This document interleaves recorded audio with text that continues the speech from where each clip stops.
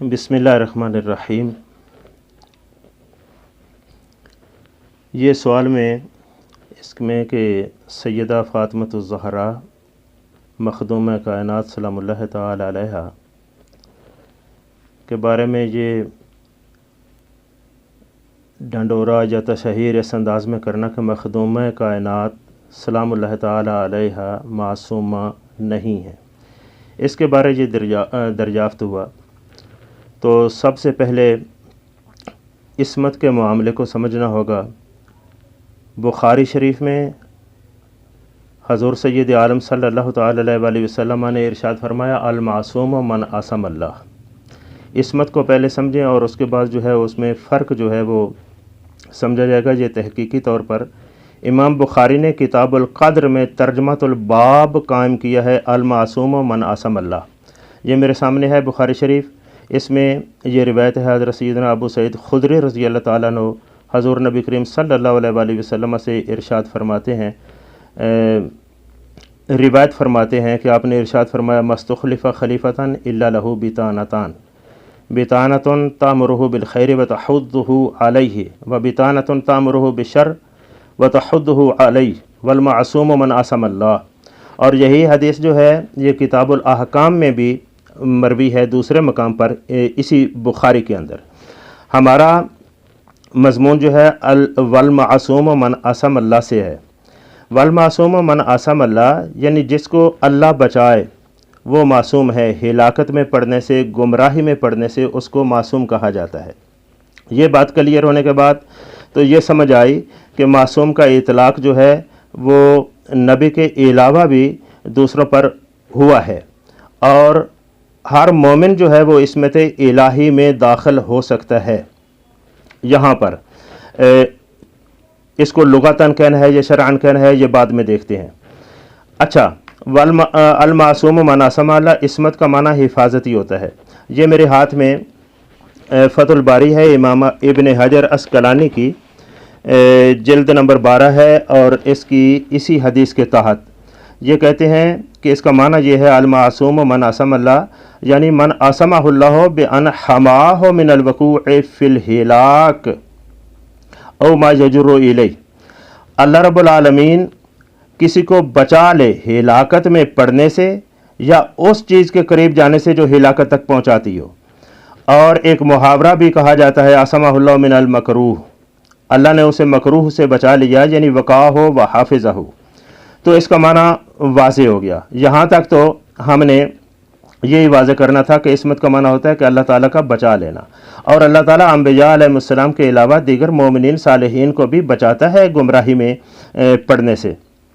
और ये जो आप देखें यहाँ बुखारी के तर्जमातुल बाब में ही साथ ये लिखा हुआ है, यानी सुदा अनिल हक़ यतरद्ददूना फिद दलाला, यानी इसमें इसका मतलब ये है कि अल्लाह रब्बुल आलमीन की जिसको इस्मत हासिल ना हो वो सुदा है।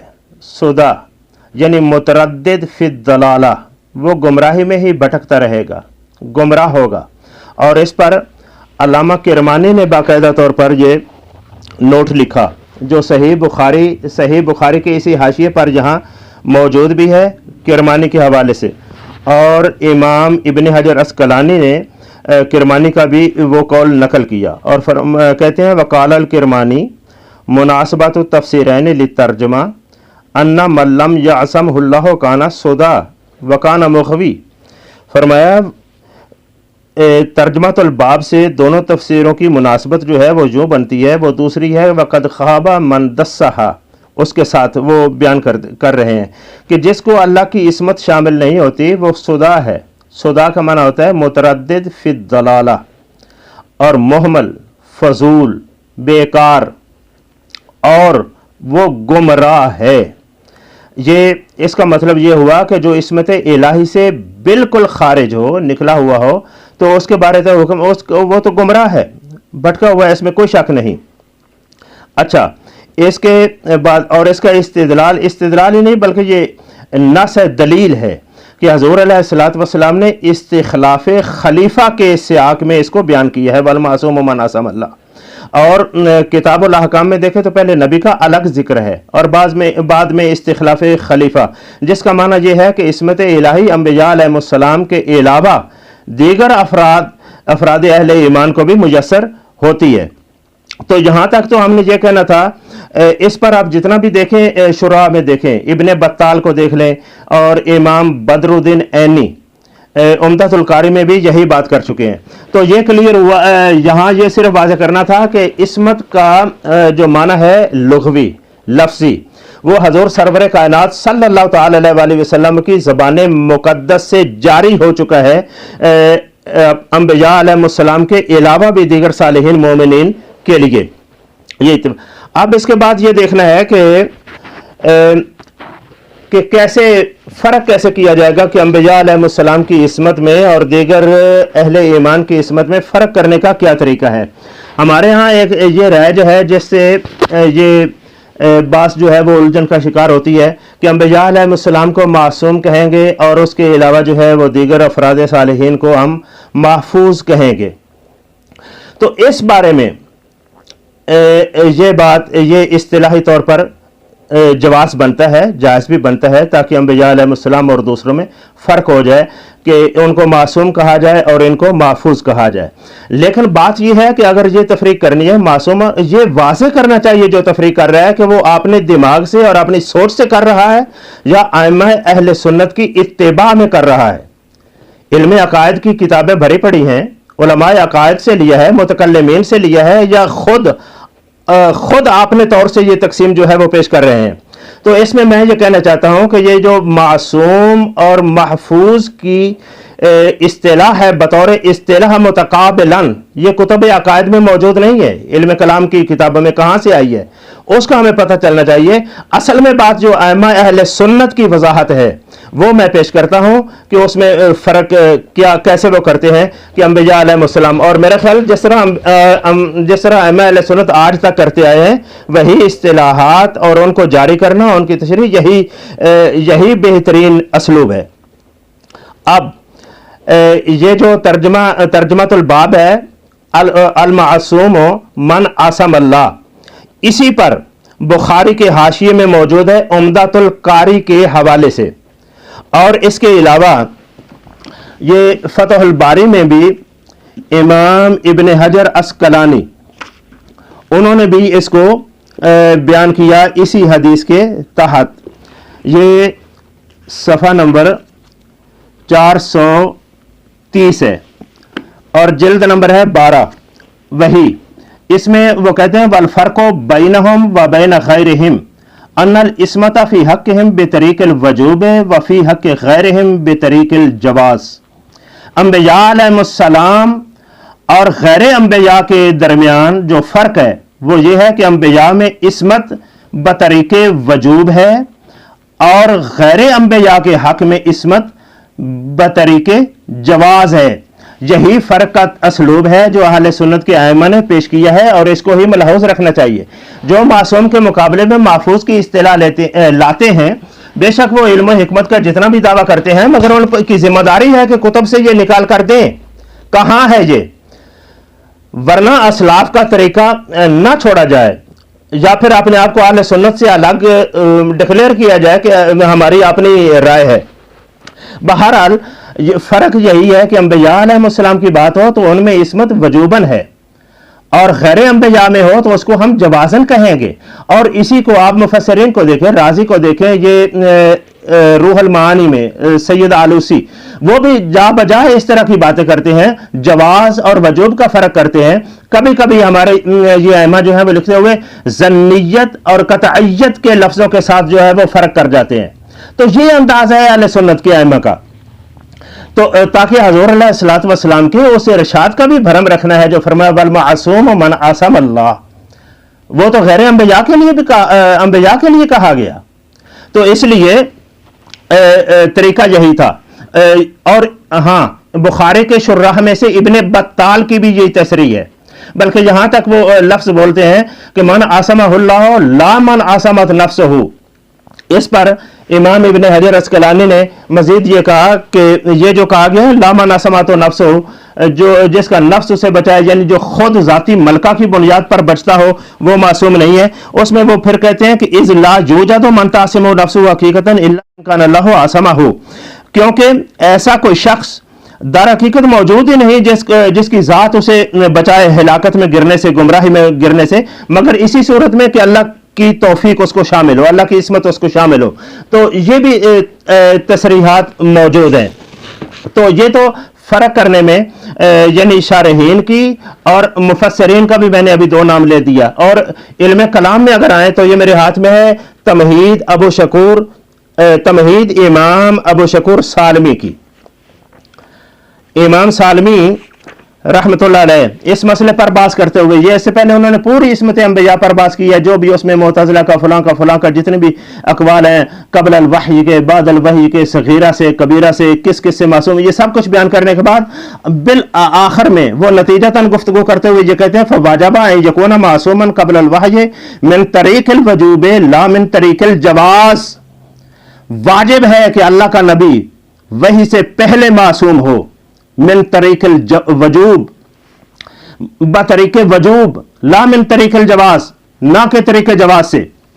اس کی وجہ بھی بیان کر رہے ہیں امام ابو شکور سالمی، فرماتے ہیں لأن کل ما کان فی حیز الجواز، کیونکہ ہر وہ جو حیز جواز میں ہوگی یا حیز جواز میں ہو، یستوی فیہ المرسل وغیرہ والامہ، اس کے اندر تو مرسل اور غیر مرسل اور ساری امت برابر ہے۔ یجوز ان یکون معصوما، جائز ہے کہ وہ معصوم ہو، ویجوز اللہ یکون معصوما، اور جائز ہے کہ وہ معصوم نہ ہو۔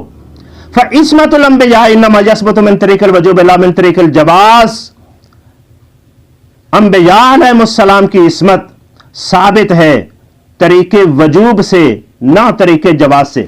یہاں تک یہ کلیئر ہو گیا کہ غیر انبیاء علیہ السلام کے لیے بھی عصمت ہوتی ہے، فرق صرف یہ ہے کہ وہ من طریق الجواز ہوتی ہے۔ اب یہاں پر یہ بات واضح ہو گئی کہ حضور علیہ السلام کی امت کو یہ عصمت الہی شامل ہے۔ اب میں کہتا ہوں کہ حضور علیہ السلام کے امت کے وہ افراد جن کو من طریق الجواز عصمت میسر آ سکتی ہے، ان میں سے پہلا طبقہ ہی آل کسا کا ہے، وہ اصحاب کبار کا ہے۔ تو آپ ان کے افراد میں سے ایک کسی کے بارے میں مطلقاً بغیر کسی کا یہ ڈنڈورا پیٹنا یا اس کی تشہیر کرنا، مخدومہ کائنات سلام اللہ تعالی علیہ یہ معصومہ نہیں، کیا تاثر دینا چاہتے ہیں؟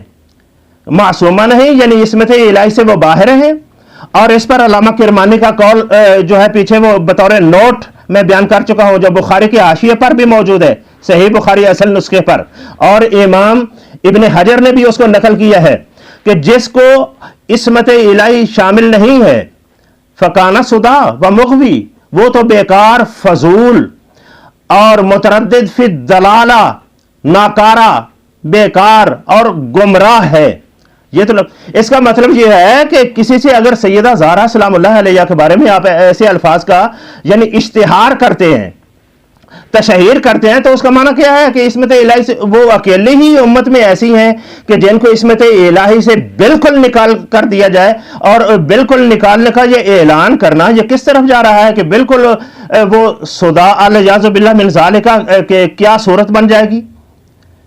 تو بہر خدا کا خوف کرنا چاہیے جو اہل سنت کے، ٹھیک ہے اگر کوئی محفوظ بھی کہتا ہے تو وہ اس کی اپنی رائے ہے، یہ میں واضح کر چکا ہوں کہ یہ علم کلام یا متکلمین کی دی ہوئی اصطلاح نہیں ہے، اپنی رائے ہے، لیکن ٹھیک ہے محفوظ سے فرق کر لیں، اس میں ہمیں اعتراض نہیں، لیکن یہ اعلانیہ صرف ایک ہستی کے بارے میں یہ تشہیر کرنا کہ وہ معصومہ نہیں ہے، تو اس سے کیا تاثر دینا چاہتے ہیں کہ وہ صدا یا مغوی کے درجے میں چلے گا الیاذ باللہ؟ تو بہرحال یہ ہرگز جائز نہیں۔ پھر نمبر 2 میں یہ یہاں تنبیہ بھی کرنا چاہتا ہوں کہ انبیاء علیہ السلام جن کی عصمت بطریق الوجوب ہے، ان کے بارے میں بھی یہ بعض معاصرین کا رویہ آپ دیکھ لیں، تتبع کرتے ہیں انبیاء علیہ السلام کی خطائیں اور زلات کی سامنے لانے میں کوشش کرتے ہیں، اور اس پر جری اور بے باک ہیں، یہاں تک زبانیں چلی گئی اپنے آپ پر یعنی تلاش کرتے ہیں، ان کو سمجھ نہیں آ رہی کیا کر رہے ہیں. خود کو بچانے کے لیے انبیاء علیہ السلام کی ناموس اور عصمت کا دامن جو ہے وہ داغدار کرتے جا رہے ہیں.